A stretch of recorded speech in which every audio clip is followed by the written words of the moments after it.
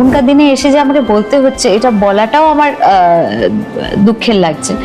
Judgmental হওয়াটা না খুব ইজি হয়ে গেছে এখনকার দিনে, সবাই নিজেদের মতন করে অনেক অনেক ওপিনিয়ন্স দিতে শুরু করেছে। আমি চাইবো লোকে কি ভাববে, হলেও তো একটা প্রেস্টিজ আছে নাকি। একটা মানুষ থাকলো না কেন সেটা নিয়েও জাজ করে দেয়।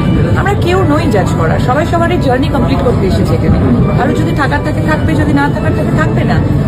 প্রত্যেকটা ইন্ডিভিজুয়াল হিউম্যানের হ্যাপি থাকার অধিকার আছে। শুভশ্রী গাঙ্গুলি ডিভোর্স নিয়ে কথা বলার পর কোয়েল মল্লিক তাকে রীতিমতো ধুয়ে দিয়েছে। কোয়েল জানিয়েছিল আজকালকার মানুষ অনেক বেশি জাজমেন্টাল হয়ে গেছে, নিজেদের ভালো নিজেরা বুঝতে শিখেছে, খুব বেশি ভাবে। শুভশ্রী গাঙ্গুলির কথা শুনে এই কথাগুলি তিনি বলেছে।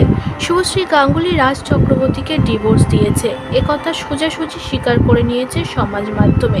দেবের সঙ্গে গোপনে বিয়ে করেছে এবং দেবকে সে আজও প্রচণ্ডভাবে ভালোবাসে, সে কথাও স্বীকার করে নিয়েছে। আগেন এগুলো ভীষণ পার্সোনাল ইকুয়েশনের ওপর ডিপেন্ড করে বা জীবন দর্শনের ওপর ডিপেন্ড করে। আমি অ্যাকচুয়ালি এগুলো কোনো কিছুকে জাজ করি না। It's not a very heavy thing for me. মানে আই ডোন্ট ওয়ান্ট টু, আমি কোথাও বসে ডিভোর্স নিয়ে ডিসকাস করতে চাই না। এই বিষয় একেবারেই পছন্দ হয়নি কোয়েল মল্লিকের। তিনি জানিয়েছেন শুভশ্রী ভুল পথে হাঁটছে, সে দুটো সন্তান রেখে কিভাবে এমনটা করতে পারে।